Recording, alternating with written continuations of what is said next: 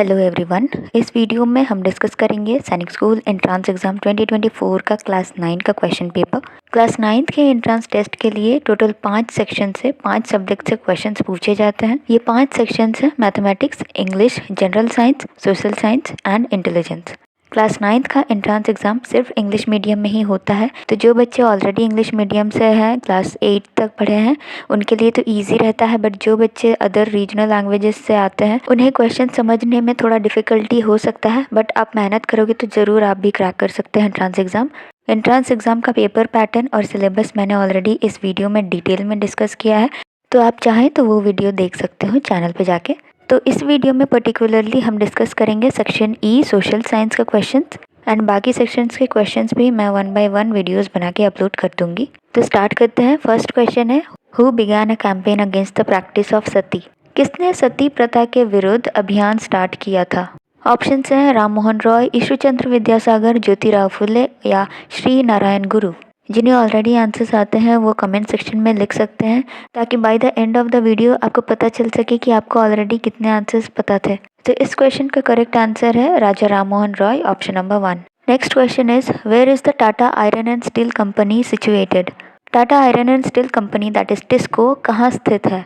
Options है on the banks of Hooghly river, second on the bank of Son river, on the bank of Ganges या on the banks of Subarnarekha. Tata iron and steel company is situated on the banks of Subarnarekha इन जमशेदपुर, झारखंड। तो इसका correct answer होगा option number 4।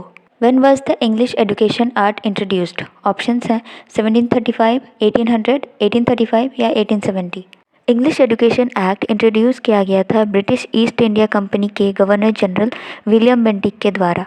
इस act का main target ये था कि India में इंग्लिश को as a primary medium of education promote करें, ताकि इंडियंस ब्रिटिशर्स के स्टाइल में पढ़ें और उनके प्रति लॉयल रहें। तो ये एक्ट पास हुआ था 1835 में, यानी कि ऑप्शन नंबर 3 होगा इसका करेक्ट आंसर। नेक्स्ट है, match list 1 with list 2।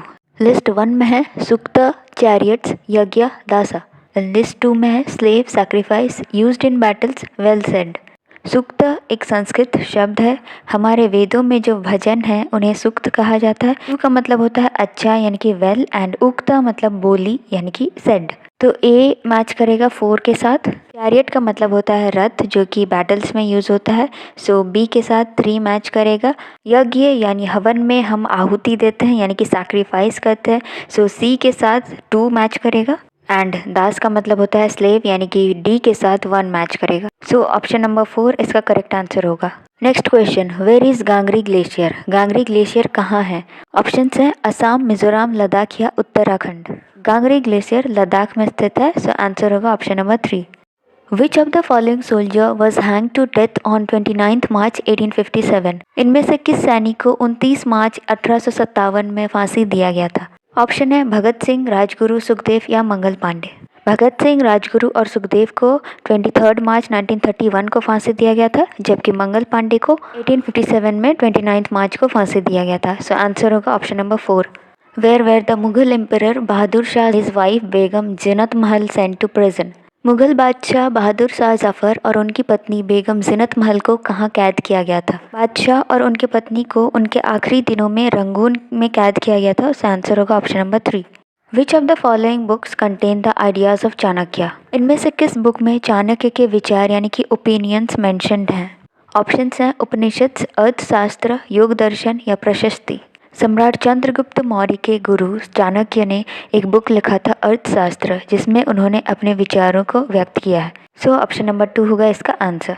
Who created the sacred space dharamsal? इनमें से किसने पवित्र स्थान धर्मशाल का निर्माण किया? ऑप्शंस हैं बाबा गुरु नानक, कबीर, तुकाराम या एकनाथ। धर्मशाल का स्थापना बाबा गुरु नानक ने किया था। सो आंसर होगा option number 1। What is the place where a river flows into another water body called?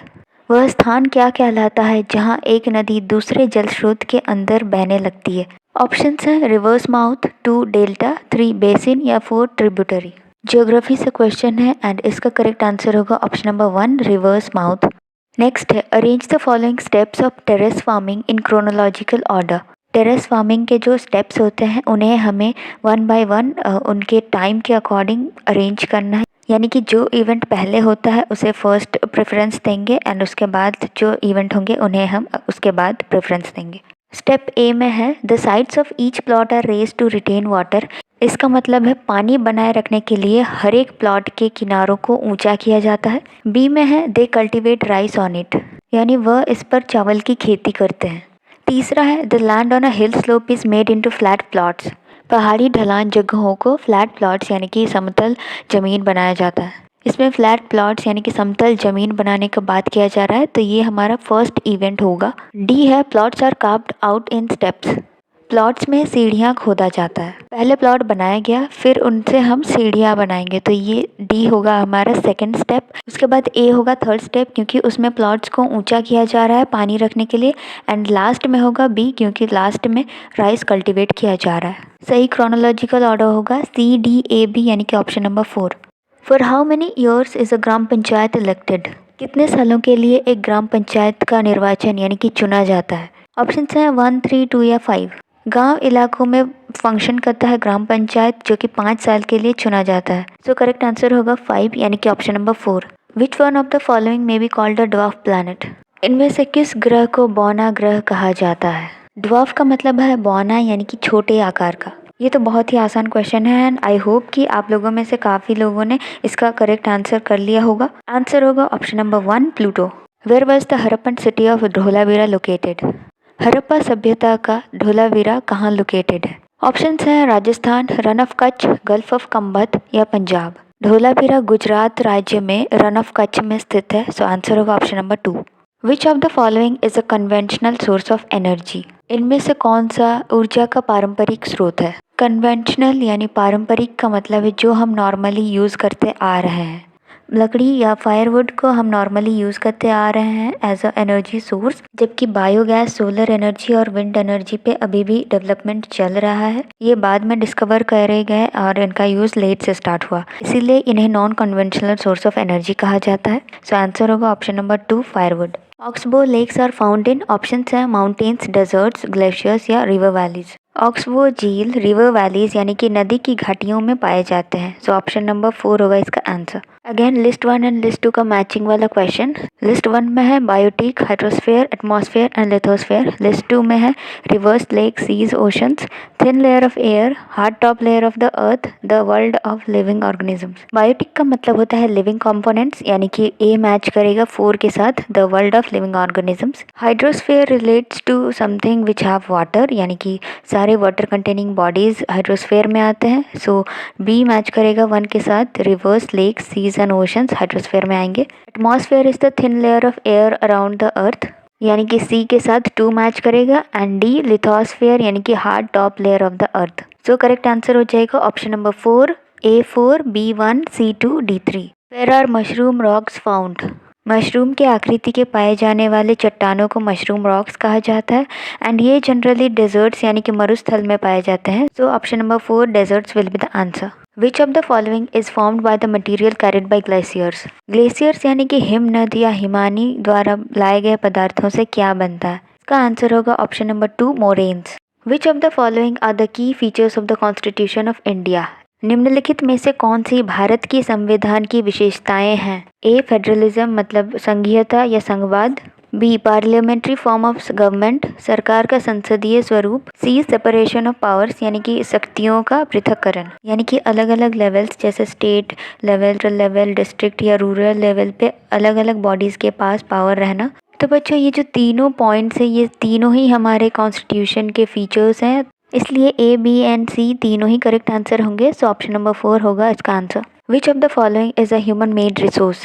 इनमें से कौन सा एक मानव द्वारा बनाया गया संसाधन है। ऑप्शन है टेक्नोलॉजी, 2 वाटर, 3 कॉपर या 4 नेचुरल गैस। वेरी इजी, जल्दी से बताओ कमेंट में क्या होगा आंसर। वाटर, कॉपर और नेचुरल गैस नेचुरल चीजें हैं, इन्हें ह्यूमन ने नहीं बनाया है। Option number 1 technology will be the correct answer. Which of the following is not a component of maps. इनमें से कौन सा मैप्स यानी कि मानचित्रों का भाग नहीं है। यानी दूरी, डायरेक्शन यानी दिशा, प्लान यानी योजना या स्केल यानी पैमाना। प्लान या योजना मैप्स का कोई कंपोनेंट नहीं है। सो ये आपका आंसर होगा। विच of the following is not a natural ecosystem. निम्नलिखित में से कौन सा प्राकृतिक पारिस्थितिकी तंत्र नहीं है? ऑप्शन है फॉरेस्ट यानी कि वन, 2 सी यानी कि समुद्र, 3 एक्वेरियम, 4 डेजर्ट यानी कि मरुस्थल। तो बच्चों आप सभी जानते हैं फॉरेस्ट, सी और डेजर्ट नेचुरल इकोसिस्टम्स हैं, जबकि एक्वेरियम यानी कि मछली घर जो कि हम ह्यूमंस बनाते हैं वो नेचुरल नहीं है। So this will be the correct answer. Match list 1 with list 2। List 1 में है prejudice, stereotype, discrimination, diversity. List 2 में है difference in language, food, dress, customs etcetera, judging people negatively, fixing people into one image, inequality. So 2024 से match the following वाले questions बहुत सारे आए हुए हैं, यानी कि एक ही क्वेश्चन के अंडर आपके बहुत सारे सब टॉपिक्स, तो अच्छे से प्रैक्टिस करके जाने हैं इस टाइप के क्वेश्चंस। ओके, क्वेश्चन पे आते हैं। प्रेजुडिस का मतलब है पक्षपात या पूर्व धारणा करना, तो ये स्लाइटली मैच करेगा जजिंग पीपल नेगेटिवली साथ, यानी कि ए के साथ 2। स्टीरियोटाइप यानी कि रूढ़िबद्ध धारणा, ये मैच करेगा 3 के साथ, यानी कि fixing people into one image. C discrimination करना यानी कि पक्षपात करना, मैच करेगा 4 इनइक्वालिटी के साथ। एंड डी डाइवर्सिटी मैच करेगा difference in language, food, dress, customs etcetera. तो ये हो गया A2, B3, C4, D1, यानी कि ऑप्शन नंबर 2 इसका आंसर होगा। 150 and the last question, which of the following is the main work of patwari? Patwari का मुख्य काम क्या है? ऑप्शंस है मेंटेनिंग लॉ एंड ऑर्डर, यानी कि कानून एवं व्यवस्था बनाए रखना। सेकंड है measuring land and keeping land records, यानी कि भूमि या ज़मीन का माप करना और ज़मीन से रिलेटेड कागज़ों का, दस्तावेज़ों का रिकॉर्ड रखना। थर्ड है maintaining accounts of the village, यानी कि गांव का लेखा जोखा रखना। या fourth settles disputes of the villagers, यानी कि गाँवों के लोगों के झगड़ों का निपटारा करना। सो स्टूडेंट्स, पटवारी का मेन वर्क होता है measuring land and keeping land records, यानी कि भूमि का माप करना और भूमि अभिलेखों का देखरेख करना, यानी कि ऑप्शन नंबर 2 होगा इसका करेक्ट आंसर। तो इसी के साथ सोशल साइंस के क्वेश्चंस हमारे ख़त्म होते हैं। मैंने 2022 ईयर के क्वेश्चन पेपर्स का सारे पार्ट्स का सोल्यूशन डाल रखे हैं चैनल पे, तो आप वो वीडियोस देख सकते हैं, लिंक मैं डिस्क्रिप्शन बॉक्स में दे दूँगी। एंड आप स्टूडेंट्स का एक डिमांड है क्लास 9 के प्रिपरेशन के टिप्स पे वीडियो बनाना, तो वो मैं अब बना रही हूँ, जल्द ही अपलोड करूँगी। और ये वीडियो अगर पसंद आए तो लाइक, शेयर, सब्सक्राइब करना, कमेंट भी करना। मिलते हैं अगली वीडियो में।